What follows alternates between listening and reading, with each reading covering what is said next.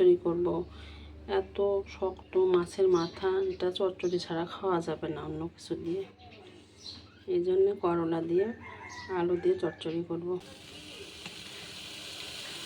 পিসা মশলা দিয়ে দিলাম,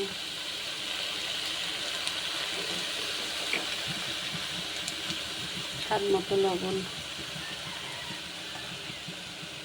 হলুদ গুঁড়া,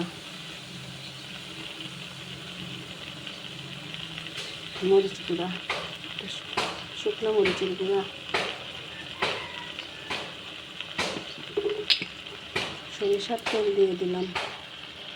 সরিষার তেল দিয়ে মাখিয়ে রান্না করলে খুব স্বাদ হয় খেতে। একটু পানি দিয়ে দিই। সিদ্ধ হয়ে আসলে মাছের মাথাগুলো দিয়ে দেব। এবারে মাছের মাথার ডিমগুলো দিয়ে দিলাম।